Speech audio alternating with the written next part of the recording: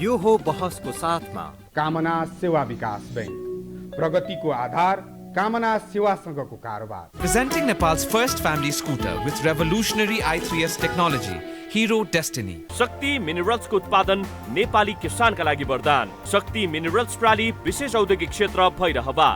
मङ्गल decor, गुर्जुमार्ग 4 खाल टिल्ली बजार काठमाडौँ।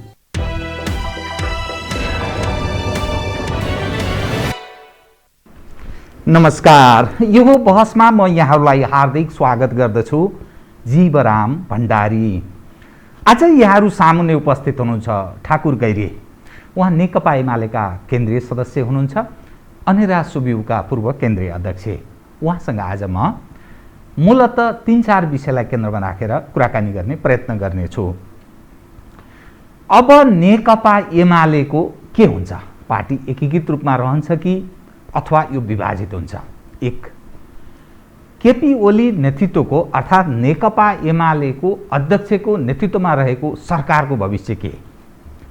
नेकपा एमाले यतिखेर मेरो तर्फबाट भनिनुपर्दा विभाजनको सङ्घारमा यसकारण छ, यो वा दुवै पक्ष, ओली नेतृत्वको पक्ष वा माधव झलनाथले नेतृत्व गरेको पक्ष बीच सहमति समझदारी हुन सकेन भने केपी ओलीजीले महाधिवेशनको तिथि तोकिसक्नु भएको छ।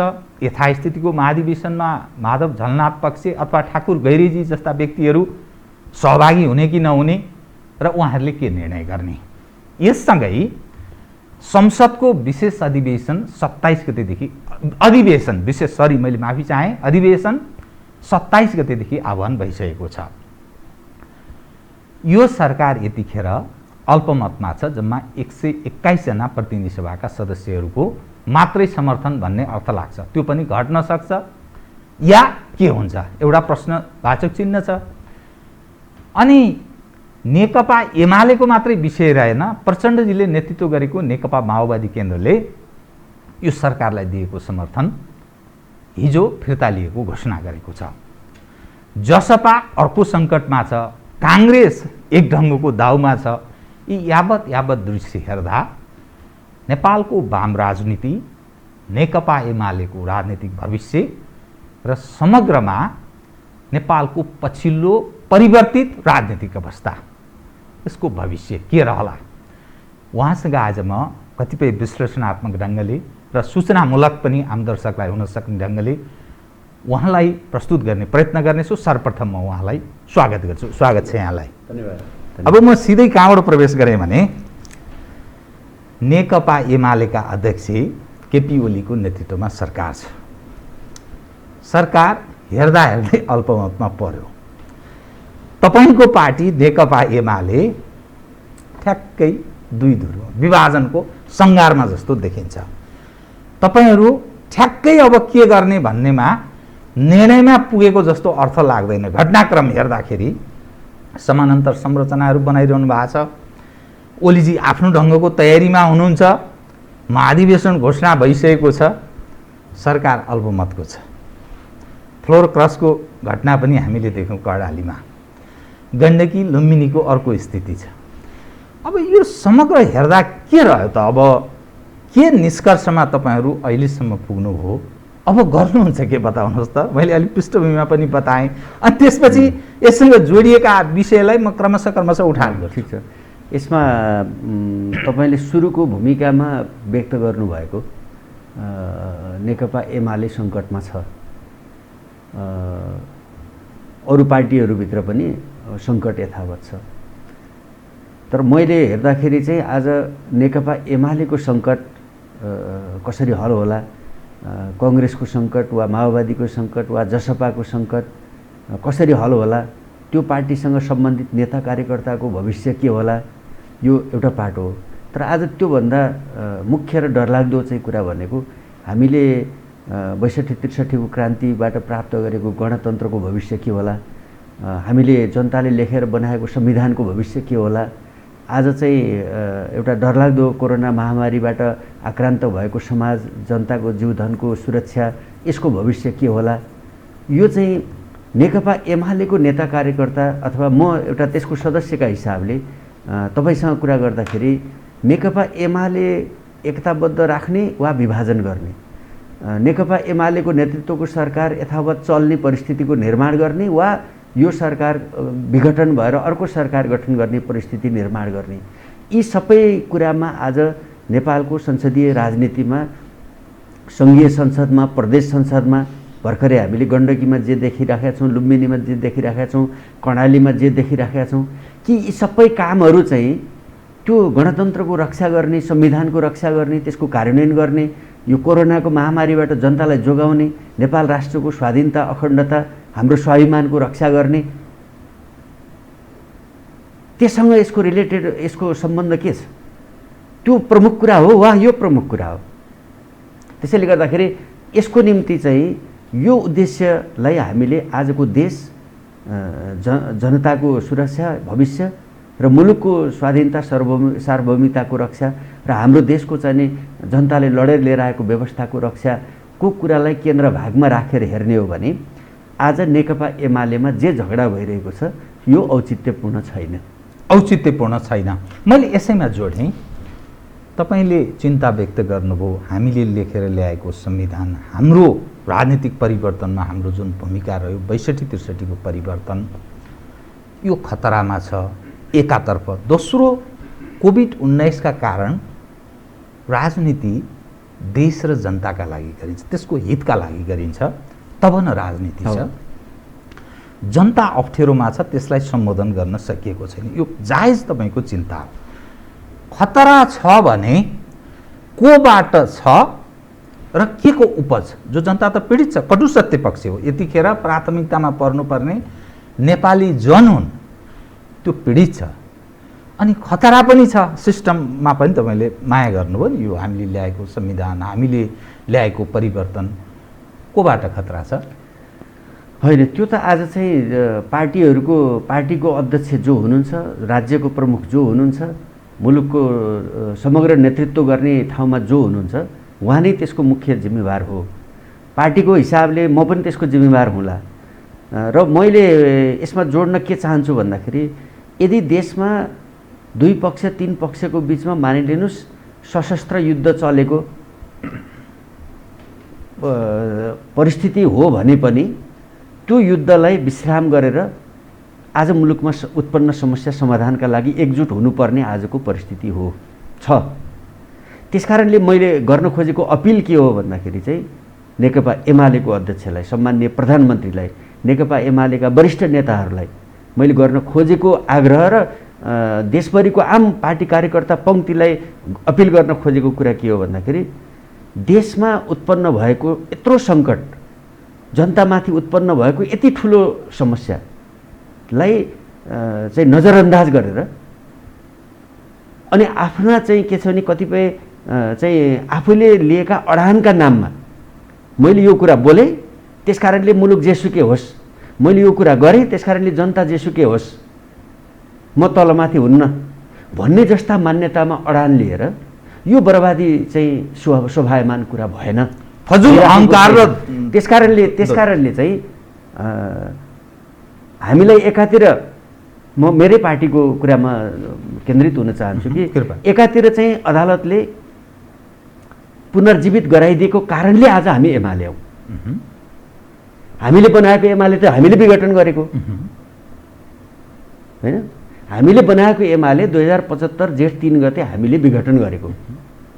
आज सर्वोच्च अदालतले पुनर्जीवित गराइदिएको कारणले हामी एमाले छौँ र अदालतले तिमीहरू चाहिँ 2075 जेठ 2 गतेको पोजिसनमा पुनर्जीवित भयो भनेर फैसला गरिदियो। अनि त्यो 2075 जेठ 2 गते उभिएर अगाडि बढ्न तयार नभएका कारणले त्यो मान्दिन भनेर अनि यत्रो चाहिँ मुलुकको परिस्थितिलाई चाहिँ जेसुकै होस् भनेर उभिन मिल्छ नेतृत्वले? तपाईँले मलाई एउटा थप प्रश्न गर्न प्रेरित गर्नुभयो तपाईँको जवाफबाट। यत्रो दुनियाँ परिवर्तन गर्छु भनेर आएको तपाईँहरू, समाज परिवर्तन गर्छु भनेर आउनुभयो, आम मानिसको जीवन स्तरमा परिवर्तन ल्याउँछु भनेर होमिनुभयो। तपाईँको पनि लामो योगदान रह्यो, किनभने विद्यार्थी राजनीति हुँदै हुँदै त्यसको अध्यक्ष पनि हुनुभयो, अनुराग सुवेदीको पार्टीको केन्द्रीय सदस्य। कस्तो राजनीति गरे तपाईँहरूले?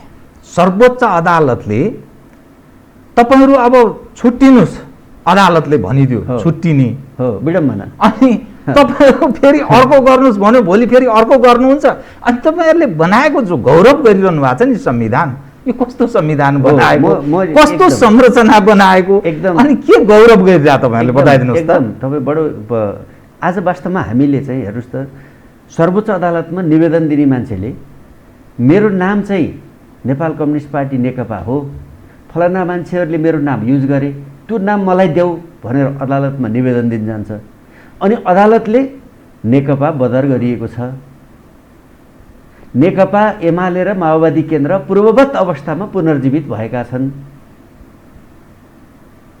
यो हामीलाई हाम्रा चाहिँ स्वतन्त्र न्यायालयहरू हाम्रो चाहिँ कानुन बनाउने ठाउँमा बसेको संविधान संसद हाम्रो कार्यकारी चाहिँ भूमिकामा रहेको सरकार आज यी निकायहरूमा र त्यसभित्र पनि न्यायालयभित्रबाट यो परिस्थिति मैले अघि भने कि हामीले बनाएको जनताले आफैले बनाएको नेकपा एमाले पार्टी कार्यकर्ता आफैले बनाएको एमालेलाई त हामीले चाहिँ विघटन गऱ्यौँ। तर मैले अघि भने कि म आज एमाले किन छु भन्दाखेरि अदालतले मलाई बनाइदियो।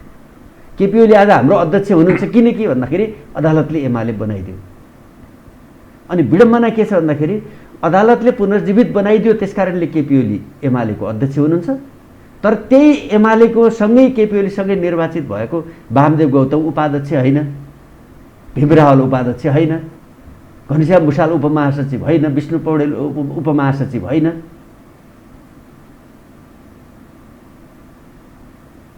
यो के हुँदैछ यो किन हामीले गर्दैछौँ यो कसका लागि गर्दैछौँ। त्यसकारणले मेरो चाहिँ तपाईसँग थप जिज्ञासा मैले बहस गर्न चाहेको कुरा के छ भन्दाखेरि तपाईँले ठिकै भन्नुभएको छ कि नेकपा एमालेको राजनीति वामपन्थी राजनीति कम्युनिस्ट राजनीति कसका लागि हो केका लागि हो कसका लागि हो यो हामीले आजसम्म भनेको हामीले राजनीति चाहिँ देशका लागि हो जनताका लागि हो पार्टी चाहिँ देश र जनताको हितका निम्ति लोकतन्त्र चाहिँ कानुनी राज्य विधिको शासनका निम्ति हामीले संविधान बनाएका हौँ। संविधानमा त्यत्र जनअधिकारहरू चाहिँ हामीले ल्याउन सफल भयौँ भनेर देशभरि जनताले खुसियाली बनाएको हो। त्यसको नेतृत्व हामीले गर्यौँ नेकपा एमालेले गर्यो भनेर सिङ्गो देशको कार्यकर्ता पङ्क्ति गौरवान्वित भएको हो। आज चाहिँ अदालतले फैसला गरिदिएको बमोजिम चल्न तयार हुने कि नहुने महाधिवेशनबाट निर्वाचित अध्यक्ष हुने महाधिवेशनबाट निर्वाचित अर्को केन्द्रीय कमिटीको नेता त्यही पोजिसनमा कायम काम गर्न पाऊँ म उपाध्यक्ष भएर काम गर्न पाऊँ म उपमहासचिव भएर काम गर्न पाऊँ म सचिव भएर काम गर्न पाऊँ मलाई अदालतले भने बमोजिम भनेर एउटा चाहिँ नि गरिराखेर अर्कोले खबरदार गइहाल आजै निस्किहाल म मात्रै अदालतले चाहिँ फैसला गरे बमोजिमको अध्यक्ष हुँ म मात्रै अदालतले फैसला गरेको महासचिव हुँ अरू सबै अब मैले जे भन्छ त्यही हो। यो किन भइरहेको छ यो कसका लागि भइरहेको छ। म अर्को एंगलबाट तपाईलाई प्रश्न यो चाहिँ मेरो जिज्ञासा हो। तपाईले भनेकोमा मेरो विमति छैन। राजनीति अलि तागत हुनेले बलियोले कमजोरलाई निमोट्ने एक खाले त्यस्तो पनि देखिन्छ विगतदेखि वर्तमानसम्म र आफ्नो प्रतिस्पर्धी अप्ठ्यारो ठाउँमा उभिएको छ भने त्यसलाई गलत्याएर आफू स्थापित हुने पनि हो राजनीति। तपाईहरू यस हिसाबले हेर्दा राजनीतिमा अलिक कमजोर भन्ने अर्थ लाग्छ नि त किनभने ओलीजीले जे गर्नुभयो तपाईहरू स्वीकार्दै अर्थात् बाध्यात्मक अवस्थामा तपाईहरू हुनुहुन्छ ठोस निर्णय गर्न सकिरहनु भएको छैन। अदालतले जे भन्यो त्यही कुरालाई ग्रहण गरेको जस्तो अर्थ लाग्छ। अदालतले भन्यो त्यसकारण राजनीति नीतिहरूको राजा राजनीति जसलाई भनिन्छ यत्रो दुनियाँ परिवर्तन गर्ने भनेर तपाईहरू हिँडेको व्यक्ति यो एक हिसाबले सरेन्डर जस्तो भन्ने अर्थ लाग्दैन या कमजोर निरीह हुँदै गएको भन्ने अर्थ लाग्दैन। होइन तपाईँले आज त्यस्तो विश्लेषण भइराखेको मैले सुन्छु तर त्यस्तो विश्लेषण गरिरहँदाखेरि हामीले हेक्का के गर्नुपर्छ भन्दाखेरि राणा शासनको बेला जनता कति निरीह थियो होला 30 वर्ष पञ्चायतमा जनताको के स्थान थियो होला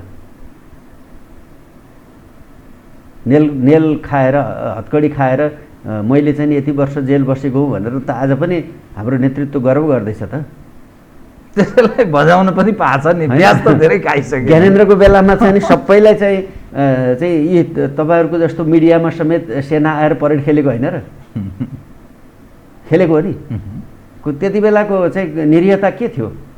हामी रत्न पार्कमा हामी विद्यार्थीहरूको तर्फबाट हामीले चाहिँ भयङ्कर साहस गरेर जुलुस निकाल्दाखेरि हामी 10-15 जनाले निकाले त हो। प्रारम्भ कमजोर निरीह नै थियो। त्यसकारणले आज चाहिँ सङ्ख्या कोसँग बढी छ, सत्तामा को छ छैन यो गौण विषय हो। हामी यदि मार्क्सवादी भएर हेर्ने हो, मार्क्सवादी दृष्टिकोण, मार्क्सवादी विचार यसले चाहिँ हामीलाई सिकाएको चाहिँ नि हामीलाई जे कुरा सिकेर हामी आयौँ, जे कुरा पढेर आयौँ, हामीलाई यही आजको चाहिँ नेतृत्वमा रहेको लिडरसिपले देशभरिको कार्यकर्ता पङ्क्तिलाई जे पढायो उसले पढाएको कुरा आज एकचोटि स्मरण गर्ने हो, त्यसलाई रिथिङ गर्ने हो भने फेरि पनि सत्य चाहिँ तलमाथि हुनु मिल्दैन। सत्य भएर छोड्छ। तपाईँको आस्था र विचारमा मेरो विमति रहने विषय नै भएन। म विषय उठान गर्ने व्यक्ति, तपाईँ क्रमशः जवाफ दिँदै जानुहुन्छ। लाखौँ दर्शक हेरिरहनु भएको छ। अब समस्या के पर्यो भने नि तपाईँ त्यो डिलमा प्रवेश गरिसक्नुभयो हो। आज चाहिँ त्यो परिस्थिति, किनभने 27 गते संसदको अधिवेशन आह्वान भयो। यो सरकारलाई दिएको समर्थन प्रचण्डजीले फिर्ता लिने घोषणा गर्नुभयो। आज संसद सचिवालयले उहाँले अवगत गराउनुहुन्छ सरकार अल्पमतमा पर्छ। यो सरकारले अर्थात् प्रधानमन्त्री ओलीजीले म विश्वासको मत लिन्छु, क्याबिनेटमा मिनिस्टरलाई उहाँले त्यो कुरा अवगत गराउनु भएको छ। यस्तो स्थितिमा तपाईँहरू के गर्नुहुन्छ त? कि कर्णालीकै जस्तो स्थिति हुन्छ कि फ्लोर क्रसको अवस्था हुन्छ कि या अरू के हुन्छ त? ओलीजी टसमा कामस हुनुहुन्न, उहाँ आफ्नो तयारीमा हुनुहुन्छ। अर्ली इलेक्सन अर्थात् अग्रिम चुनाव भन्छ नि, काङ्ग्रेस पनि त्यही हिसाब किताब गरिरहेछ। जसपा यही कारण विभाजनको सङ्घारमा छ। के गर्ने त अब? होइन, यसमा चाहिँ के हुन्छ भन्ने एउटा पाटो छ। गरिनुपर्छ। के हुन्छ अब भन्दाखेरि चाहिँ 27 गते नेपालको राजनीतिमा एउटा 27, 28, 29 2-3 दिनको कुरा होला होइन। त्यो 27 गते र 27 गते प्रारम्भ भएर यो 2-3 दिन 4 दिन 5 दिन नेपालको राष्ट्रिय राजनीतिमा एउटा ठुलो एउटा चाहिँ घटना घट्ने परिस्थिति हामी देखिरहेका छौँ। त्यो परिस्थितिमा हामीले के भूमिका गर्छौँ? मैले सुरुमा भनेको त्यो 27, 28, 29 हामीले चाहिँ जनतालाई, देशलाई, संविधानलाई, गणतन्त्रलाई, मुलुकको चाहिँ नि संविधान बमोजिम पनि र त्यसमध्ये पनि अझै कम्युनिस्ट पार्टीको हिसाबले वैज्ञानिक समाजवाद हासिल गर्ने लक्ष्यलाई केन्द्रमा राखेर 27 को सन्दर्भमा धारणा बनाउँछौँ वा आजको आज मेरो मन्त्री, मेरो सांसदको पद, मेरो प्रधानमन्त्रीको पद अथवा यसपछि मैले पाउने प्रधानमन्त्री, सांसदको अथवा मन्त्री के यसलाई केन्द्र भागमा राखेर 27 का बारेमा दृष्टिकोण बनाउँछौँ। म चाहिँ यसरी हेर्न चाहन्छु। आज तपाईलाई मैले बडो दुःखका साथ भन्नुपर्छ, कृपया बताउन चाहन्छु कि हाम्रो पार्टी, मैले चाहिँ आज म सदस्य भएको, म कार्यकर्ता भएको party Nepal communist party Emale को अगुवाईमा, त्यसको पहलकदमीमा एमाले र माओवादी केन्द्र मिलेर साझा घोषणापत्र, साझा उम्मेदवार बनाएर हामीले प्रदेश संसद र सङ्घीय संसदमा हामी करिब 2/3 मेजोरिटी हासिल गर्यौँ। आज 3 वर्ष बित्दा नबित्दै त्यो उपलब्धि आज एमालेको कार्यकर्ताको साथमा छैन, देशको साथमा छैन, जनताको साथमा छैन। यसलाई मतदान गर्ने मतदाताको साथमा त्यो उपलब्धि छैन। नेताहरूले त पदमा उसमा नेताहरूको गुमिराखेको छैन, तर जनताले प्राप्त गरेको त्यो उपलब्धि गुम्यो।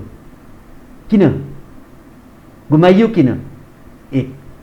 दोस्रो, यति धेरै यो नेकपा एमालेको कार्यकर्ताको पङ्क्तिको एउटा तपस्या भन्छु म, एउटा निष्कलङ्कित, एउटा कुनै एकदम निस्वार्थ तपस्याको बलमा चाहिँ नेकपा एमाले र माओवादी केन्द्र एकताबद्ध भयो। एउटा विशाल नेपालको अब यसले जसरी चाहिँ हिजो संयुक्त आन्दोलनले चाहिँ सङ्घर्षको बलमा गणतन्त्र आयो, अब यो एकीकृत भएर बनेको नेकपाको नेतृत्वमा हामी समाजवादका आधार तयार गर्छौँ र हामी समाजवादतर्फ जान्छौँ भन्ने एउटा जनविश्वास कार्यकर्तामा त्यो जुन मनोबल जुन शक्ति प्राप्त भएको थियो आज त्यो मैले गुमाएको छु र देशभरिको एमाले पङ्क्तिले देशले जनताले त्यो उपलब्धि गुमाएको छ गुमिसकेको छ। अब मेरो अगाडि अर्को एउटा गम्भीर प्रश्नले मलाई चाहिँ घोचेको घोचै छ कि मलाई चाहिँ नि त्यो मेरो कानमा गुन्जै छ कि अदालतका कारणले बचेको यो नेकपा एमाले भन्ने बाँकी छ त्यसलाई पनि विभाजन गर्न आज यो दौडधुप किन भइरहेको छ? 2/3 गुमाइसक्यौँ, पार्टी एकताबद्ध नेकपा गुमाइसक्यौँ, अब बचेको एमाले छ त्यो एमालेलाई पनि आजै टुक्र्याउने भोलि टुक्र्याउने यसलाई तोड्ने यसलाई छिया बनाउने यसको सत्यानाश गर्ने कुरामा चाहिँ हामी किन दौडिरहेको छौँ? यो चाहिँ सत्यानाश हुने दिन आयो 27 गते यो बचेको एमालेलाई पनि सत्यानाश गर्ने दिन बनाउने हो। वहाँ यो 27 सत्यानाश हुन्छ 27 पछि एमाले त्यो ठाउँमा पुग्नै पर्छ मैले भने अघि मैले भनेको यदि संविधान गणतन्त्र यो चाहिँ समाजवादी लक्ष्य हाम्रो स्वाधीनता सार्वभौमिकता भौगोलिक अखण्डता जनताको हितलाई केन्द्र भागमा राखेर हेर्ने हो भने 27 गते एमालेको सत्यानाश हुँदैन। त्यसका लागि नेकपा एमाले एकता हुनुपर्दछ। नेकपा एमालेको आन्तरिक जीवनलाई एकताबद्ध गरेर 27 गते प्रस्तुत हुने वा अदालतले के भनेको मलाई मतलब छैन। मैले अघि भने जस्तो म अध्यक्ष हो अरू तिमी सबै मैले जे भन्छु त्यही हो भन्ने बाटोमा जाने हो वा अध्यक्ष एक कदम पछाडि हटेर यो एमालेको आन्तरिक जीवनलाई एकताबद्ध गरेर सिङ्गो एमालेका 121 सांसदलाई साथमा लिएर 27 गते सदनमा हाम्रो प्रधानमन्त्री उपस्थित हुने परिस्थिति बनाउनुस्। त्यसले समाजवादको लक्ष्यलाई फेरि पनि यो चाहिँ के छ भन्दाखेरि मार्क्सवादी आन्दोलनको रक्षालाई योगदान पुर्याउँछ। मैले गर्ने अपिल हो एउटा सुझाउ यसका लागि सम्माननीय प्रधानमन्त्रीलाई यो अपिल गर्ने यो अनुरोध गर्ने कुरासित सँगसँगै मैले तपाईँ मार्फत देशभरिको एमालेको चाहिँ कार्यकर्ता पङ्क्तिलाई अपिल गर्न चाहन्छु कि एकपटक हामी जहाँ छौँ जो ठाउँमा छौँ त्यो ठाउँबाट उभिएर यो एमालेको एकता जोगाउनको लागि र एमालेको एकताको माध्यमबाट नेपालको कम्युनिस्ट आन्दोलनको रक्षा गर्नको लागि एकचोटि खबरदारी गरौँ। यो धेरै ठुलो चाहिँ हाम्रो आन्दोलनका लागि तपाईले कार्यकर्ता पङ्क्तिलाई अपिल गर्नुभयो हैन? मैले नेतालाई अनुरोध गरेँ, कार्यकर्ता पङ्क्तिलाई अपिल गर्नुभयो। अब तपाईँ यो बताइदिनुहोस् त, सुझाउनुहोस् न, यदि एकीकृत गर्ने हो भने एकीकृत ढङ्गले नै एमाले लैजाने हो भने एक एमाले बनाएर जाने हो भने ओलीजीले के गर्नुपर्छ अनि तपाईँहरूको तर्फबाट के हुनुपर्छ सुनाइदिनुहोस्। यसमा पार्टी अध्यक्षले अदालतको फैसला मान्नुपर्छ। अदालतको फैसला मान्ने भने अदालतको फैसला मान्ने भनेको 9 महाधिवेशनबाट निर्वाचित पदाधिकारी सबै 9 महाधिवेशनबाट निर्वाचित दस्तावेज नीति कार्यक्रम सिद्धान्तलाई कार्यान्वयन गर्ने प्रतिबद्धता अनि त्यसले निर्वाचित गरेको केन्द्रीय कमिटीलाई त्यसको बैठक बोलाउने कुरामा स्वीकार्य उहाँले गर्ने कुरा त्यो हो। अरूले गर्ने कुरा के हो भन्दाखेरि त्यो बैठकमा जाने सहभागी हुने, त्यो बैठकमा सके सर्वसम्मतिले नभए अध्यक्षसँग त बहुमत छँदैछ उहाँले बहुमतका आधारमा निर्णय गर्ने र त्यो बहुमतले गरेको निर्णय अरू सबैले मान्ने र त्यसको कार्यान्वयनमा जाने। त्यसो हुँदा यो तपाईहरुको पक्षको पनि फेस सेभ हुन्छ। यसमा फेस सेभिङको प्रश्नै छैन। अदालतले भने बमोजिम अदालतले भनेर चाहिँ निर्णय गरेर म एमाले भएँ तर अदालतले गरेको निर्णयको कार्यान्वयन गर्दिन भन्न त पाइएन नि, त्यो त मिलेन नि। अनि 9 महाधिवेशनले निर्वाचित गरेको म अध्यक्ष हुँ तर उपाध्यक्ष मान्दिनँ, सचिव मान्दिनँ अनि नीति मान्दिनँ भन्न त पाइएन नि। ओलीजीले अब बागमतीमा पानी धेरै बगिसक्यो, महाधिवेशनको तयारीमा हामी लागिसक्यौँ, साथीहो हिजो सकेको भए मलाई समाप्तै पार्न लागेका थियौ तिमीहरू पनि, त्यसकारण त्यो हिसाबले म सोच्दिनँ राजनीति त समयमा ठिक निर्णय गर्नु, त्यसकारण मेरो अनुकूल अवस्था छ म यो मौका गुमाउन्न, म अगाडि बढेँ भन्नुभयो भने त्यसमा 3टा कुरा भन्छु मैले। एउटा कुरा के भन्छु भन्दाखेरि त्यो कुरामा ठिकै कुरा हो कि विगतमा चाहिँ म के भन्दिनँ भन्दाखेरि केपी ओली 100% खराब, अरू सबै 100% सही, अथवा अरू 100% खराब, केपी ओली 100% सही भन्ने मान्यता म राख्दिनँ। विगतको दिनहरूमा सबैको पार्टबाट पर्याप्त कमीहरू छन्। केपी ओली आज जुन ठाउँमा हुनुहुन्छ त्यो ठाउँमा पुग्नको लागि अरूका पनि योगदानहरू छन्, हाम्रा पनि योगदानहरू छन्। त्यत्तिकै एकाएक उहाँ त्यहाँ पुग्नु भएको होइन। एक त्यसकारणले मान्छे आज नेताहरूको आफूले प्राप्त गरेको जिम्मेवारीका तहका आधारमा वा यो बिचमा खेलेका भूमिकाका आधारमा सबैले आफूलाई एकचोटि रिथिङ्क गर्न, आफूले विगतमा आफ्ना कारणले भएका कमीहरूप्रति रियलाइज गर्न र आगामी दिनमा त्यस्तो नगर्ने प्रतिबद्धता गर्न आवश्यक छ। नम्बर 1, विगतलाई मूल्याङ्कन गर्ने, कमी कमजोरीहरूलाई स्वीकार गरेर अगाडि बढ्न तयार हुने, एउटा विषय। दोस्रो, हामीले आगामी दिनमा नेकपा एमालेलाई फेरि पनि नेता प्रधान होइन विचार प्रधान पार्टी नै बनाएर जान्छौँ। मूलतः नीति प्रधान हो कम्युनिस्ट पार्टी भनेको, नेकपा एमाले भनेको नीति प्रधान हो, सिद्धान्त प्रधान हो, विचार प्रधान पार्टी हो भन्ने कुरालाई हामीले चाहिँ फेरि त्यसलाई बोक्न तयार हुने। सामूहिक नेतृत्व पनि सँगै हो कि एक। अनि त्यस पछाडि दोस्रो कुरा भने मैले, तेस्रो कुरा भनेको हामीले महाधिवेशनबाट पास गरेको चाहिँ विधानलाई कार्यान्वयन गर्ने, विधिबाट चल्ने। विधिबाट चल्ने भनेको तपाईँले भने जस्तो सामूहिकतालाई स्वीकार गर्ने, मानेर जान तयार हुने, संस्थागत जीवन सञ्चालन गर्ने, संस्थागत प्रणालीमा फर्किने, अनि गएर चाहिँ के छ भन्दाखेरि सामूहिक निर्णय र त्यसलाई चाहिँ कार्यान्वयन गर्ने सबैको प्रतिबद्धता, र त्यसमा चाहिँ के छ भन्दाखेरि हामी संस्थागत जीवन र कमिटी प्रणालीको कार्यान्वयन, यो बाटोमा जाने कुरामा हामी फर्किने। त्यो भनेको हाम्रो चाहिँ के छ भने पार्टीलाई नीति र विधि अनुसार चलाउने कुरामा चाहिँ गयौँ भने त्यहाँ चाहिँ के छ भने हाम्रो यति ठुलो विशाल पार्टीमा मतमतान्तरहरू, असहमतिहरू विगतमा पनि थिए, आज पनि छन्, भोलि पनि हुन्छन्।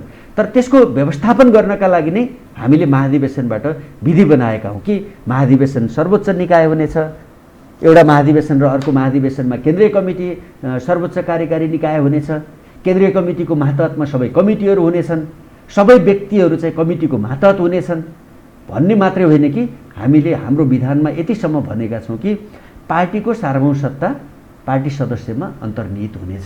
जसरी संविधानमा चाहिँ नेपालको सार्वभौम सत्ता नेपाली जनतामा अन्तर्निहित हुनेछ, राजामा होइन, महाराजामा होइन, त्यसै गरी पार्टी सत्ता चाहिँ पार्टी कार्यकर्तामा, सङ्गठित सदस्यमा अन्तर्निहित हुनेछ भन्ने कुरालाई हामीले 9औं महाधिवेशनबाट स्वीकार गरेर आएका हौँ भने हो त्यो मान्यतालाई हामी बोक्न तयार हुनु पर्यो। त्यसो भयो भने मात्रै यो जहाज चल्छ र पार्टीको एकता पनि कायम रहन्छ। तपाईलाई एक विषय सोधौँ, कम्युनिस्ट राजनीतिमा विश्वास गर्ने, आफूलाई कम्युनिस्ट ठान्नेहरू एक त फलामे अनुशासन त्यो पालना गर्दछन्, दोस्रो सेन्ट्रल कमान्ड एन्ड कन्ट्रोलमा विश्वास गर्छन् र अलिकति नेतृत्वको अर्थात् महासचिवको या पार्टी अध्यक्षको अलिक तानाशाही चल्छ विश्वको राजनीतिक अवस्था हेर्दाखेरि, जहाँ कम्युनिस्ट राजनीति वर्चस्व छ। तपाईहरू अलि लर्खराइरहेको, अलि दुविधामा जस्तो, अलि मिश्रित प्रकृतिको, अलि ठिमा खालको भन्छ नि, ठिमा खालको राजनीति त गरिरहनु भएको छैन। एकातर्फ सामूहिक नेतृत्व भन्नुहुन्छ, अर्कोतर्फ अनुशासनको सवाल उप मटियामेटै छ। नेपालको कम्युनिस्ट राजनीतिको इतिहास अलि केही समयदेखि हेर्दाखेरि विगत त्यस्तो नभए पनि पछिल्लो समयमा त्यस्तो देखिँदैको छ। यो कसरी कम्युनिस्ट भन्ने बताउनुहोस् त। त्यसमा एक के भयो भन्दाखेरि हामीले एउटा परम्परागत चाहिँ एउटा त्यो शास्त्रीय चाहिँ अथवा हिजोको विगतको रसियामा कम्युनिस्ट पार्टी कसरी चलेको थियो, चीनमा कम्युनिस्ट पार्टी कसरी चलेको छ, वा अर्को ठाउँमा कसरी चलेको थियो भन्ने कुराको हुबहु कार्यान्वयन यो बाटोबाट होइन। हामीले चाहिँ जस्तो आज हामीले समाजवादको कुरा गरिरहँदाखेरि पनि त्यो समाजवाद नेपाली विशेषतामा आधारित हुन्छ है, अर्थात् मुलुक सापेक्षको तपाईहरु कुरा गर्दै हुनुहुन्छ है भन्ने कुरा एक गर्यौँ। दोस्रो चाहिँ के छ भने हामीले चाहिँ पार्टीमा हिजो एउटा महासचिवीय प्रणालीमा चल्ने पार्टीलाई रूपान्तरण गरेर हामीले चाहिँ बहुपदीय प्रणालीमा हामी आयौँ, सङ्गठनको पद्धति बनायौँ। हिजो हामीले चाहिँ नेपालको सन्दर्भमा कम्युनिस्ट पार्टीको चाहिँ लाई हामीले यसको आन्तरिक जीवनको लोकतान्त्रिकीकरण, हामीले देशमा लोकतन्त्र हुनुपर्छ भनेर चाहिँ कुरा गर्ने, मुलुकमा लोकतन्त्र बहाली हुनुपर्दछ, लोकतान्त्रिक प्रणाली हुनुपर्दछ भनेर लड्ने, अनि आफ्नो जीवनलाई लोकतान्त्रिक बनाउन नसक्ने हो भने त्यसले त चाहिँ हाम्रो हामीमाथिको विश्वासलाई त त्यसले पैदा गर्न सक्दैन। त्यसकारणले हामीले पार्टीको आन्तरिक जीवनको लोकतान्त्रिकीकरणको कुरा गर्यौँ। तर आज चाहिँ हामीले जुन हिसाबको पार्टीको आन्तरिक जीवनलाई लोकतान्त्रिक बनाउन सक्नु पर्थ्यो त्यसका लागि हामीले चाहिँ वैचारिक सैद्धान्तिक रूपले र विधि प्रणालीका हिसाबले जे मान्यताहरू स्थापित गऱ्यौँ, मान्यताहरू सही स्थापित गऱ्यौँ, तर त्यसलाई बोक्ने र त्यसलाई लागू गर्ने मामिलामा हामी चाहिँ दृढतापूर्वक उभिन सकेनौँ, उभिराखेका छैनौँ। जसले गर्दाखेरि चाहिँ सिङ्गो समाजमा जसरी चाहिँ राजनीतिमा अपराधीकरण, हैन, अपराधको राजनीतिकरण जुन भइरहेको छ त्यसको चाहिँ प्रभाव बिहारको पूर्व सन्ध्याको अवस्थामा हामी त्यसको प्रभाव कम्युनिस्ट पार्टीभित्र पर्यो। र अझै यसलाई अर्को भाषामा अर्को हिसाबले पनि म तपाईँलाई भन्न चाहन्छु कि हामीले 9औं महाधिवेशनमा के निष्कर्ष निकाल्यौँ भने अब नेपाली समाज आधारभूत रूपले पुँजीवादी समाज भयो। हिजो हामी समाज सामन्ती थियो, त्यसकारणले सामन्त वर्गसँग, सामन्तवादी शक्तिसँग हाम्रो सङ्घर्ष थियो। अब समाज पुँजीवादी भएको कारणले अब हाम्रो सङ्घर्ष चाहिँ दलाल पुँजीसँग हुन्छ, दलाल पुँजीवादसँग हुन्छ, दक्षिणपन्थी विसर्जनवादका विरुद्धको सङ्घर्ष हुन्छ भन्ने कुरालाई हामीले दस्तावेजीकरण गऱ्यौँ। तर भयो के भन्दाखेरि चाहिँ लड्नुपर्ने दलाल पुँजीवादसँग, तर पार्टीको आन्तरिक जीवनमै दलाल पुँजीवादले पो कब्जा गर्ने, पार्टी आफै दलाल पुँजीवादी जस्तो हुने डरलाग्दो परिस्थितिमा हामी गयौँ। त्यसले गर्दाखेरि आज चाहिँ मैले अघि 9औं महाधिवेशनको नीतिको कुरा गर्दै थिएँ नि, हो 9औं महाधिवेशनको नीति के हो भन्दाखेरि हामी जाने समाजवादमा हो, वैज्ञानिक समाजवादमा हो। समाजवादमा जानको लागि दलाल पुँजीवाद बाधक छ, त्यो दलाल पुँजीवादका विरुद्ध लड्ने पार्टी हामीले बनाउने हो। त्यसकारणले कार्यकर्तालाई दलाल पुँजीवाद विरुद्धको विरोधी चरित्र भएको कार्यकर्ता निर्माण गर्ने, त्यसको सैद्धान्तिक वैचारिक चाहिँ प्रशिक्षण, सैद्धान्तिक वैचारिक रूपले त्यसमा पार्टी पङ्क्तिलाई स्पष्ट गर्ने र दलाल पुँजीलाई निरुत्साहित गर्ने, राष्ट्रिय पुँजीको विकास गर्ने, त्यसले समाजवादका आधार तयार गर्छ र हामी त्यो बाटोमा जान्छौँ भन्ने कुरा हामीले गऱ्यौँ। तर त्यो नीतिलाई हाम्रो नेतृत्वले बोकेन, हाम्रो सङ्गठन त्यो अनुसार चलेन। त्यसले गर्दाखेरि उल्टै दलाल पुँजीवादले हामीलाई चाहिँ पो नेतृत्व गर्ने, दलाल पुँजीवादले पो हाम्रो चाहिँ अगुवाई गर्ने जस्तो परिस्थिति आज विडम्बना हाम्रो बिचमा उत्पन्न भयो। त्यसले गर्दाखेरि आज यसका कारणले, त्यही भएर मैले यो जोडेको किन हो भन्दाखेरि आज केवल पार्टीभित्र नेकपा एमाले भित्र पदको झगडा हो भन्छन् मान्छेहरूले, स्वार्थको झगडा हो भन्छन् मान्छेहरूले। हो, आज मूल रूपमा त्यसको देखिँदाखेरि त्यस्तो देखिएको छ, तर यसको अन्तर्यमा कम्युनिस्ट पार्टी नेकपा एमालेलाई दलाल पुँजीवाद विरोधी सङ्घर्ष गर्ने पार्टीको रूपमा यो स्थापित गर्ने कि नगर्ने, त्यो विचारको चाहिँ नेतृत्व हामीले गर्ने कि नगर्ने, त्यसबाट मुक्त पार्टी बनाउने कि नबनाउने। त्यसैले मैले यसलाई एउटा शब्दमा भन्न चाहन्छु कि आज नेकपा एमालेलाई कस्तो पार्टी बनाउने र नेकपा एमालेलाई कसको पार्टी बनाउने, कस्तो पार्टी, मार्क्सवादी पार्टी, लेनिनवादी पार्टी, द्वन्द्ववादलाई विश्वास गर्ने पार्टी बनाउने वा दलाल पुँजीवादी आचरण विचारको पार्टी बनाउने भन्दा यसलाई मार्क्सवादी पार्टी, मार्क्सवादी लेनिनवादी विचार बोकेको, त्यसलाई मार्गदर्शक सिद्धान्त मान्ने, जनताको बहुदलीय जनवादलाई मार्गदर्शक सिद्धान्त मान्ने पार्टी बनाउने, त्यसअनुसारका हाम्रा आचरण व्यवहार कार्यशैली सरकारमा जाँदा, पार्टीमा रहँदा, संसद हुँदा, मन्त्री हुँदा एउटै हुने त्यो पार्टी। कस्तो पार्टी भन्दा त्यस्तो पार्टी। कसका लागि, कसको पार्टी, पुँजीपति वर्गको पार्टी बनाउने वा श्रमजीवी वर्गको, किसानको, मजदुरको, महिलाको, शोषित उत्पीडितको, भ्रष्टाचार विरोधीहरूको, कमिसन विरोधीहरूको पार्टी बनाउने। तपाईको विश्वास चाहिँ, कस्तो पार्टी, तपाईको विश्वास चाहिँ यदि ओलीजीको ठाउँमा माधवजी, झलनाथजी या अर्को कुनै जी भयो भने उहाँहरू भइदिएको भए यो विकृति विसङ्गति हुँदैनथ्यो भन्ने तपाईँलाई विश्वास लाग्छ? मैले चाहिँ त्यस्तो व्यक्तिमा मैले एउटा व्यक्तिका कारणले यो सबै परिवर्तन भएको हो भन्ने कुरा पनि मान्दिनँ। एउटा व्यक्तिले सबै कुरा चाहिँ नि बनाइदिन्छ भन्ने कुरा पनि मान्दिनँ। ठिक छ। तर व्यक्तिको भूमिका फेरि हुन्छ, व्यक्तिको भूमिकालाई मैले अस्वीकार गर्दिनँ। एउटा व्यक्तिले पनि राम्रो विचार बोकेर उभियो भने त्यसले शक्ति आर्जन गर्छ। होइन, मैले त्यस अर्थमा भन्न आज चाहिँ के छ भने मैले अघि भने कि कस्तो पार्टी नेकपा एमाले, कस्तो नेकपा एमाले र कसको नेकपा एमाले, मार्क्सवादी विचार, मार्क्सवादी लेनिनवादी विचार बोकेको, सिद्धान्त बोकेको, कम्युनिस्ट आस्था मान्यता मूल्य मान्यता त्यसको आचरण व्यवहार सहितको पार्टी, त्यसको विधिसम्म चल्ने पार्टी नम्बर 1 बनाउनुपर्छ। दोस्रो, यो पार्टी मुठ्ठीभर पुँजीपति वर्गको, दलाल पुँजीपति वर्गको पार्टी होइन।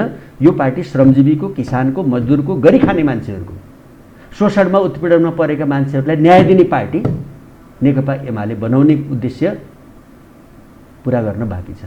त्यो बनाउन सकियो, यो संविधान पनि बच्छ, गणतन्त्र पनि बच्छ। 27मा चाहिँ नि फेरि नेकपा एमालेकै बहुमतको पार्टी बनाउने परिस्थिति पनि बन्छ। यो विभाजन हुन्छ भन्ने हल्लालाई हामीले चाहिँ मुतोड जवाफ दिएर फेरि एकताबद्ध भएर अगाडि बढ्ने परिस्थिति हामी बनाउन सक्छौँ। यदि यो चाहिँ के छ भन्दाखेरि कस्तो पार्टी कसको पार्टी भन्ने कुरामा चाहिँ हामी स्पष्ट भएनौँ र यसलाई त्यसका लागि एकताबद्ध बनाउनुपर्छ भन्ने कुरामा हाम्रो नेतृत्व जिम्मेवार भएन भने सत्यानाश हुन्छ। कस्तो पार्टी, मैले यसैमा सोध्न खोजेको, व्यक्ति केन्द्रित भन्दा पनि कुनै एउटा सामान्य बच्चोले आएर तपाईँ ठाकुर गैरी 3 दशक झन्नै तपाईँले वाम राजनीतिमा आफूलाई व्यतीत गरिसक्नु भएको छ। विद्यार्थी हुँदै हुँदै तपाईँले जुन धारको नेतृत्वमा हुनुहुन्छ, माधव झलनाथजीले नेतृत्व गरेको नेकपा एमालेको धारमा हुनुहुन्छ। एउटा सामान्य बच्चोले आएर सोधिदियो भने ए ठाकुर गैरीजी, तपाईँले विश्वास गरेको नेताहरू त परीक्षण भइसक्यो हो नि त, हामीले देखिसक्या हो, तपाईँको कुरालाई कसरी मान्ने, भोलि जिते पनि ल तपाईँहरूलाई मत दिउँ रे हामीले, अनि तपाईँले भने जस्तो गरेर चल्छन् त यी नेता भन्यो भने तपाईँलाई मत दिने आधार, विश्वास गर्ने आधार के रहन्छ बताइदिनुहोस् त। होइन, यसमा म एउटा तपाईँले भनेकोमा चाहिँ म विशुद्ध माधव नेपाल झलनाथ समूहको भन्दा पनि म चाहिँ वास्तवमा नेकपा एमालेको सदस्य हुँ। किन म त्यो हुँ भन्दाखेरि मैले आज जे विचार मान्यता मैले राखिराखेको छु त्यो केपी ओलीलाई नेता मानेर हिँड्ने साथीहरूभित्र पनि यो मान्यता विचार बोक्ने प्रशस्त साथीहरू हुनुहुन्छ। थर्ड ग्रुपको कुरा, त्यसकारणले थर्ड ग्रुप केही पनि होइन, नेकपा एमाले छ। नेकपा एमाले छ। यो नेकपा एमालेलाई अघि मैले भनेको कस्तो पार्टी कसको पार्टी भन्दाखेरि मार्क्सवादलाई मार्गदर्शक सिद्धान्त मान्ने जनताको पार्टी, श्रमजीवी सर्वहारा किसान मजदुरको पार्टी नेकपा एमाले छ है। यहाँ ओली समूह वा अर्को के समूह भन्ने मात्रै छैन, नेकपा एमाले छ। यहाँ म त्यो नेकपा एमाले हो, म त्यो नेकपा एमाले खोजिराखेको छु। र तपाईँले भनेको एउटा कुरा ठिकै हो कि अब चाहिँ आज चाहिँ माधव कमरेडले, झलनाथ कमरेडले, केपी ओली कमरेडले, वामदेव कमरेडले, अरू सबै सिनियर कमरेडहरूले आजसम्म ल्याउनको लागि नेपालको यो परिस्थिति निर्माण गर्नको लागि अतुलनीय, बडो सम्मान योग्य योगदान गर्नुभएको छ। म त्यसको सम्पूर्ण रूपले सम्मान गर्छु, कदर गर्छु। आज मलाई नेता मन परेन, नेताको भूमिका मन परेन, त्यसकारणले यो खराबै हो, म यस्तो कुरा राख्न चाहन्छु। उहाँहरूले जे कन्ट्रिब्युसन गर्नुभयो त्यसको हामीले त्यसले मूल्य तिर्न नसक्ने कन्ट्रिब्युसन उहाँहरूले गर्नुभएको छ। म त्यसको उच्च सम्मान गर्ने मान्छे हुँ र गर्छु, भोलि पनि गरिरहन्छु। तर अब चाहिँ उहाँहरूले आफूसँगै निर्मित भएको, आफूसँगै हुर्केर आएको त्यसपछिको पुस्तालाई विश्वास गरेर अबको विकासको, निर्माणको, समृद्धिको यो बाँकी के काम तिमीहरूले गर, हामीसँग आवश्यक सल्लाह सुझाव ल्याऊ भनेर उहाँहरूले चाहिँ अब आफूले गरेका चाहिँ विगतमा चाहिँ जेल बस्दा गरेका, विगतमा आन्दोलनमा गर्दाखेरि गरेका अब चाहिँ आत्मवृत्तान्तहरू लेखेर हैन, अनि गएर चाहिँ यस्तै टेलिभिजनमा चाहिँ नि महिनाको चाहिँ 1-2टा कार्यक्रम राखेर ल आज यति बजेदेखि यति बजेसम्म फलानु नेताको चाहिँ नि आत्मवृत्तान्त टेलिभिजनमा सुन्न पाइन्छ भनेर हामी चाहिँ समय मिलाएर टेलिभिजनमा बसेर देशको चाहिँ अबको पुस्ताले चाहिँ इतिहास के भएको थियो, जस्तो हामीले चाहिँ पढ्दाखेरि किताबमा गङ्गालाल दशरथ चन्द्रहरूको जीवनी पढियो नि त हामीले, कसरी झुन्डाइयो, कसरी चाहिँ राणाहरूले के गरे पढेका थियौँ नि हामीले, हामीलाई कोर्समा राखेको थियो नि। हो त्यस्तै अबको चाहिँ पुस्ताले उसले त कुनै ठुलो राजनीतिक आन्दोलन गर्नुपर्ने छैन, त्यो आन्दोलनमा सहभागी हुनुपर्ने छैन, यो लोकतन्त्रमा यो संविधानको कार्यान्वयन गर्ने यो बाटोमा आफूलाई राम्रो बनाएर अगाडि बढ्दा पुग्छ नि त। तर विगतमा के भएको थियो भन्ने कुरा उहाँहरूले बताउनु भएन भने इतिहास लेख्ने मान्छेले त आज मैले चाहिँ नि केपी ओलीको इतिहास लेखेँ भने अथवा मैले माधव नेपालको इतिहास लेखेँ भने झलनाथको इतिहास लेखेँ भने मैले कति न्याय गर्न सकुला। तर उहाँले आफैले लेखिदिनु भयो भनेदेखि त न्याय हुन्छ नि त। अर्थात् उहाँहरूले मार्ग प्रशस्त गरिदिनु पर्यो, आफू सल्लाहकारीय भूमिका अभिभावकीय भूमिका निर्वाह गर्नु, नयाँ पुस्तालाई हस्तान्तरण गर्नु पर्यो भने नम्बर 1 यो नेकपा कम्तीमा बचेको 2/3 गुमाइसकेको हैन, पार्टी एकता गुमाइसकेको र बचेको एमालेलाई एकताबद्ध गरिदिनुस्। नम्बर 1 तपाईँहरूको दायित्व हो यो, तपाईँहरूले गर्दा हुन्छ, एकताबद्ध बनाइदिनुस्, विभाजित नगरिदिनुस्। 1 2 अब चाहिँ महाधिवेशनमा लैदिनुस् र महाधिवेशनबाट तपाईँहरू सम्मानका साथ बरु एउटा एकदम सम्मानित एउटा संरचना बनाऊ। के नाम राख्दा के गर्दा तपाईँहरूको उच्च सम्मान हुन्छ त्यो कुरा हामीले मान्नुपर्छ, त्यो एउटा संरचना बनाऊ। तपाईँहरू त्यसमा बस्दिनुहोस्, हामीलाई अराउनुहोस्, सिकाउनुहोस्, मभन्दा माथिल्लो अगुवा पङ्क्तिलाई चाहिँ नेतृत्व दिनुहोस्। बहुत महत्त्वपूर्ण नयाँ प्रस्ताव तपाईँ गर्दै हुनुहुन्छ, नयाँ पुस्तालाई दिने। तर राजनीतिमा छोड्ने भन्ने चिज बडा कठिन हुन्छ, थुतेर लिनुपर्छ, तागतले आर्जन गर्ने हो भन्छ नि राजनीति। मेरा साना दुःखले आर्ज्याको मुलुक होइन पृथ्वीनारायण शाहले भने चाहिँ राजनीति चाहिँ शक्तिले आर्जन गर्ने, थुत्ने, लिने भनेर भन्छ नि। त्यसका लागि चाहिँ यो तपाईँहरूको नयाँ पुस्ता, तपाईँहरू जस्ता अरू पनि तपाईँका साथीहरू छन्, त्यसका लागि मानसिक हिसाबले तयार हुनुहुन्छ त? होइन, त्यसको मानसिक तयार मात्रै होइन, 9 महाधिवेशनमा हामीले आवश्यक नीति पास गरिसकेका छौँ। हामीले त्यहाँ के पास गर्यौँ, सिङ्गो हलले के पास गर्यो भन्दाखेरि 70 वर्ष उमेर पुगेपछि कार्यकारी भूमिकाबाट विश्राम लिने। त्यो त हटाइसक्यो नि त। त्यही भएर हट्या छैन, मैले आज हट्या छैन भनेर दाबी गर्दैछु नि। कसैले कहीँ बसेर हट्दैन नि त। 9 महाधिवेशनको नीति र नेतृत्वको कुरा मैले गरिरहेको छु नि, अदालतले पुनर् त्यही भएर वामदेवजीलाई चाहिँ वरिष्ठ उपाध्यक्ष ल्याइएको त्यो हटाइयो। त्यसकारणले 9 महाधिवेशनले पास गरेको नीति कार्यान्वयन बोकेर हामी 10औँ महाधिवेशनमा जाउँ न। 70 पुगेकाले विश्राम लिने विधान बमोजिम 9 महाधिवेशनले पास गरेको विधान बमोजिम 10औँ महाधिवेशन गरौँ। यो त क्लियर। हामीले त तपाईँले भनेको त 9 महाधिवेशनमा हामीले गरिसकेका काम हो यो। आज यो चाहिँ फेरि हटाउनु पाइँदैन, त्यो पनि बिचमा, त्यो पनि कहाँ हो आयोजना नै नभएको बैठकले हटाइदियो भने यस्तो कुरा किन गर्ने भन्ने कुरा हो। तपाईँको कुरा ठिक, त्यसमा विमति छैन। राजनीतिमा यी सब चिज सम्भावनाका खेल भन्छ नि। तर त्यो पक्ष त छँदैछ। समय कहाँ आइसक्नुभयो तपाईँहरू भने ठ्याक्कै डिलमा पुग्नुभयो के।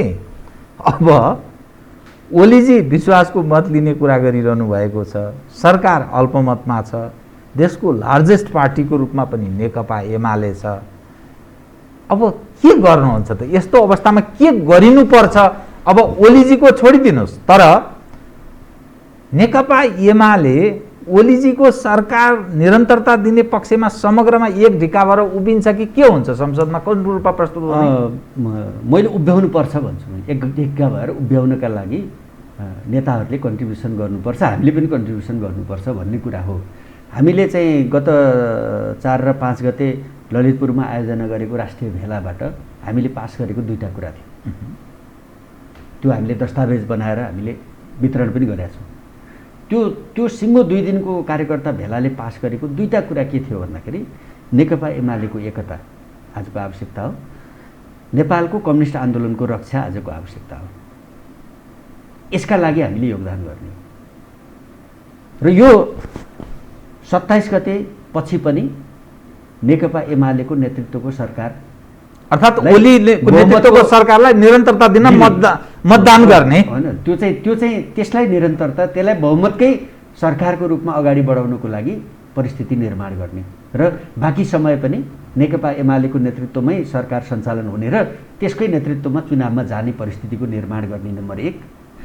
त्यो काम गर्नको लागि हैन आगामी चुनाव नेकपा एमालेकै नेतृत्वमा हुने गरी बाँकी 2 वर्ष नेकपा एमालेकै नेतृत्वको सरकार सञ्चालन गर्ने परिस्थिति निर्माण गर्नको लागि यो एमालेको एकता हामीले पास गरेको नाराको कार्यान्वयन एउटा। दोस्रो, अघि हामीले चर्चा गरेको, तपाईँले पटक पटक जोड दिनुभएको, तपाईँहरूमा विचारको कुरा आज पनि छ र भनेर प्रश्न गर्नुभयो नि, त्यो प्रश्नले मलाई चस्स पार्छ कि भन्दाखेरि कम्युनिस्ट पार्टीको नाम छ, हैसा हथौडा झन्डा छ, अनि तपाईँहरूले प्रश्न गरिदिनुहुन्छ तपाईँहरूमा पनि विचारको कुरा छ, आज सत्ता स्वार्थ बाहेक तपाईँहरूसँग केही छ भनेर प्रश्न गर्नुहुन्छ, त्यसले खोज्छ नि त। विचार बिना समाज चल्छ, विचार बिना पार्टी चल्छ, विचार बिनाको पार्टीले चाहिँ देशलाई जनतालाई केही योगदान दिन सक्छ। यदि विचार नभएको भए, मार्क्सवादी विचारबाट प्रशिक्षित व्यक्ति नभएको भए आज हाम्रो केपी ओली चाहिँ 14 कति वर्ष जेल जीवन सम्भव थियो। त्यो किन उहाँलाई त्यो नेल हत्कडी सिङ्गो कुटाई त्यो चाहिँ के छ नि, त्यो चाहिँ अपमानपूर्ण व्यवहारको सहन गर्ने शक्ति उहाँले कहाँबाट पाउनुभएको भन्दा मार्क्सवादी विचारबाट पाउनुभएको हो। त्यसले उहाँलाई त्यो उभ्याएको हो। त्यस्ता कति हजार मान्छेहरू नेकपा एमाले भित्र छन्। हो त्यस्तै आज स्खलित भएको विचारधारात्मक कामबाट, कमजोर भएको वैचारिक सैद्धान्तिक कामबाट फेरि नेकपा एमालेलाई वैचारिक काम बनाउनको लागि, वैचारिक पार्टी बनाउनको लागि, विचार प्रधान पार्टी बनाउनको लागि र आज भुत्ते बनेको, आज कार्यान्वयन नभएको व्यक्ति चरम व्यक्तिवादको दिशातर्फ गइरहेको, चरम चाहिँ नि दक्षिणपन्थी अवसरवादको दिशातर्फ गइरहेको त्यो प्रवृत्तिलाई फेरि रूपान्तरण गरेर सर्वहारा वर्गीय, श्रमजीवीको पक्षधर, भ्रष्टाचार विरोधी, कमिसन तन्त्र विरोधी, देशभक्त कार्यकर्ता पङ्क्ति तयार गर्ने नेकपा एमाले निर्माण गर्नको लागि त्यो चाहिँ के छ भन्दाखेरि विचार प्रधान, सिद्धान्त प्रधान र विधि प्रधान पार्टीको रूपमा नेकपा एमालेलाई रूपान्तरण गर्ने यो चाहिँ उद्देश्यका लागि, यो उद्देश्यका लागि आज केवल केपी ओलीको सरकार टिकाउने उद्देश्यका लागि होइन। त्यो पनि एउटा काम हो, त्यो जरुरी काम हो, त्यो गर्नुपर्दछ। तर सँगसँगै देश र जनताको हित, संविधानको रक्षा, यसको कार्यान्वयन, हाम्रो स्वाधीनता, सार्वभौमिकता, हाम्रो स्वाभिमानको रक्षा, यो लोकतान्त्रिक गणतन्त्र जनताको शासन प्रणाली हो र कम्युनिस्ट पार्टीले मात्रै, कम्युनिस्ट पार्टीको विकल्प अर्को विकल्प छैन। त्यसको विकल्प सुधारिएको, सुदृढ कम्युनिस्ट पार्टी नै हो भन्ने कुरामा हामी आउन तयार हुन्छौँ कि हुँदैनौँ। अब पत्याउँछ र जनताले तपाईँलाई फेरि मत दिन्छ, फेरि पत्याउनै पर्छ। सही कुरा यही हो।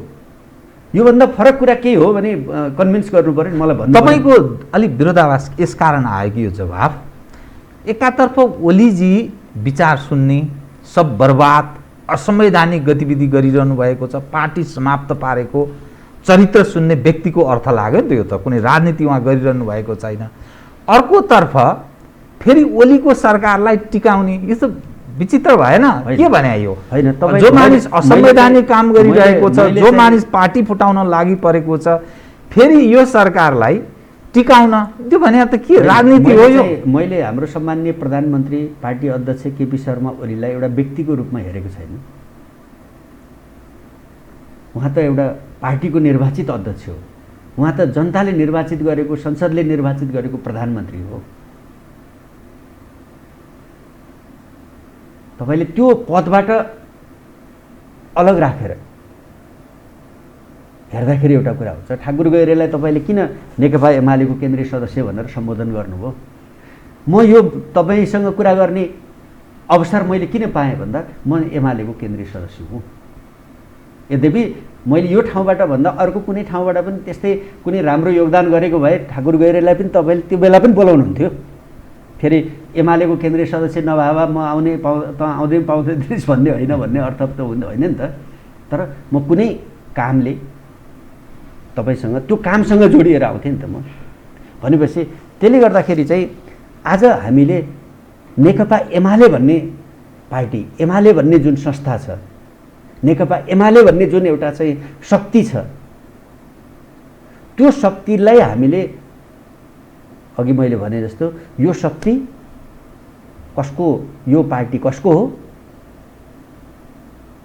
यो पार्टी कस्तो हो, कसको पार्टी, कसको लागि पार्टी। तपाईँ नयाँ पुस्ताको एउटा सम्भावना भएको युवा नेतामा पर्नुहुन्छ कि त्यसकारण म तपाईँसँग कार्यक्रमको ठिक अन्त्यमा एक विषय उठान गर्छु। एज अ आम मानिस, सर्वसाधारण जनताको क्षेत्रबाट हेरिँदा कोभिड-19बाट जनता पीडित छन्, दुखी छन् मानिस। आजका दिनसम्म हेर्दाखेरि यत्रो लामो जुन राजनीतिक अभ्यास तपाईँहरूले गर्नुभयो अथवा तपाईँको नेतृत्व पङ्क्तिले जुन ढङ्गले गर्यो, तपाईहरूलाई प्राप्त भएको उपलब्धि भनेको दुईवटा महत्त्वपूर्ण नारा तपाईँहरूको। एक, गरिब दिन दुखीका लागि हेर्ने पार्टी यो, अर्को देशभक्त हौँ भनेर तपाईँहरूले बारम्बार दाबी गरेको हुनाले विकल्पको रूपमा नेपाली जनले तपाईँहरूलाई मत दिएको। यो देशमा फरक विचार राख्ने मानिस छन्, कम्युनिस्टहरूप्रति असाध्यै नकारात्मक धारणा राख्ने पनि छन्, अरू खाले पक्षहरू पनि छन्। देशमा तीन चार ध्रुव राजनीति, त्यस खालको धार छ नेपालको राजनीतिमा।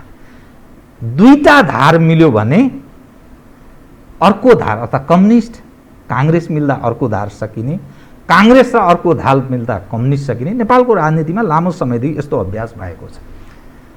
जुन ढङ्गले नेपाली जन यतिखेर दुखी छन्, तपाईँहरूको रण आएको छ, संसदमा रण आएको छ, सरकार बनाउनेमा रण आएको छ, कम्युनिस्ट बीचको विरोधाभास छ।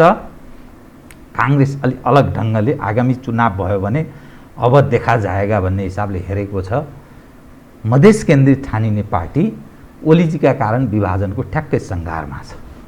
यस्तो स्थितिमा यस्तो सिस्टम, यस्तो नेता, गैरजिम्मेवार नेतृत्व पङ्क्ति, जनता र राष्ट्र सरोकारी नराख्ने पङ्क्ति देखिन्छ नि। त्यस्तो किन बचाउने यो सिस्टम, किन राख्ने यो खालको परिस्थिति?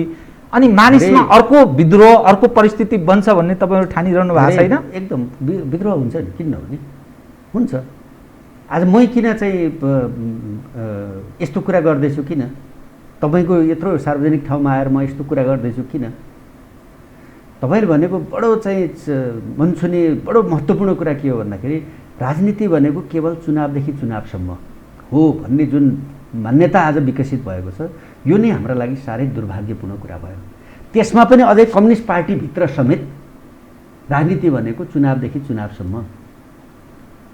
कस्तो मान्छेलाई चुनाव दिनुपर्छ, के काम गर्नको लागि कस्तो मान्छेलाई टिकट दिनुपर्छ भन्ने होइन कि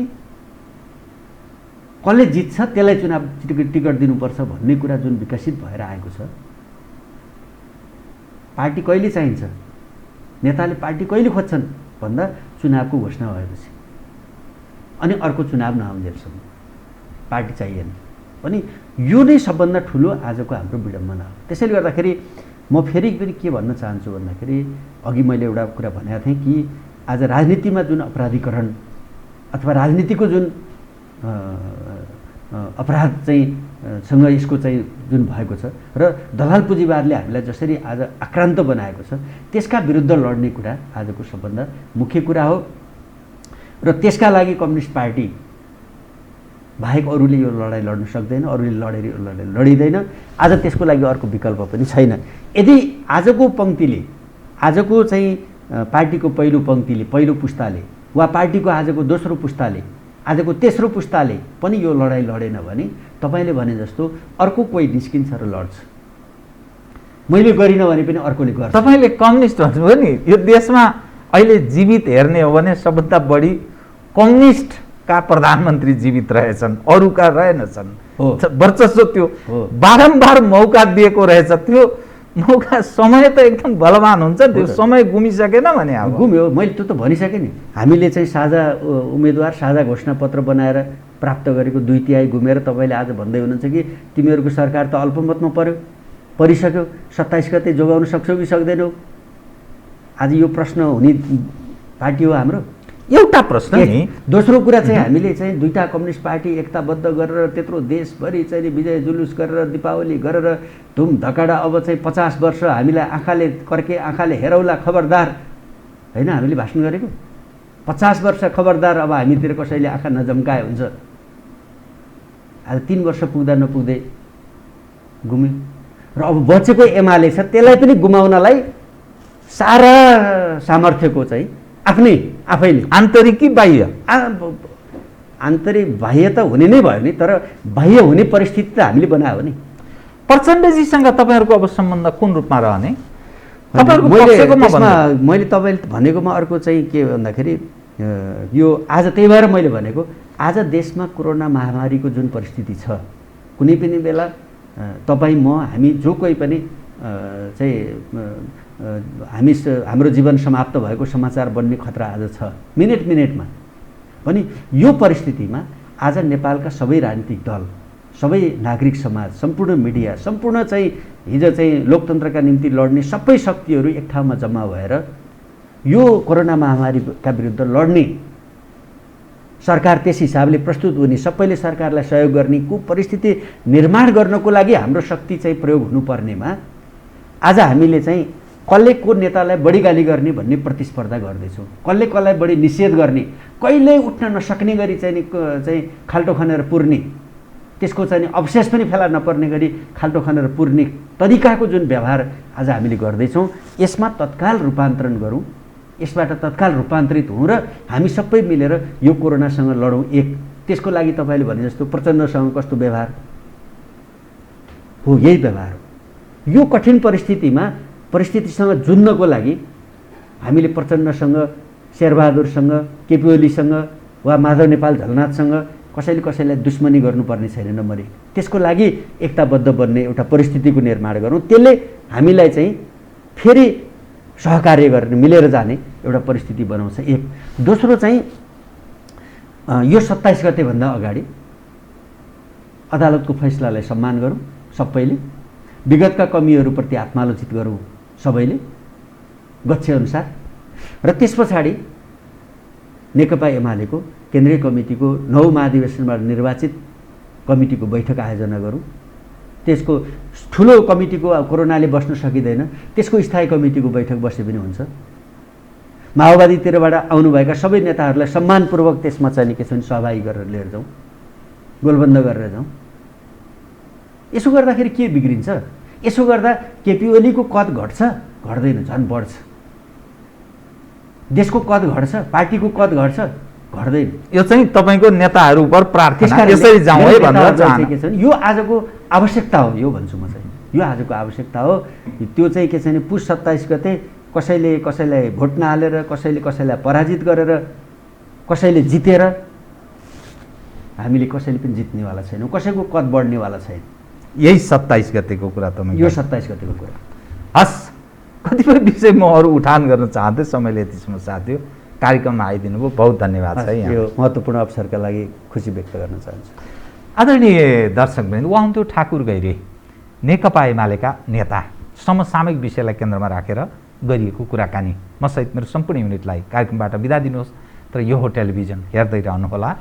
नमस्कार।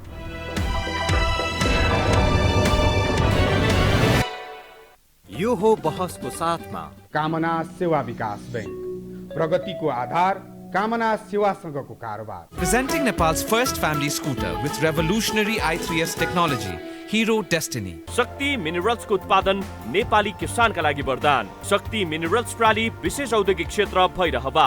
मङ्गल डेकोर, गुर्जुमार्ग 4 खाल दिल्ली बजार काठमाडौँ।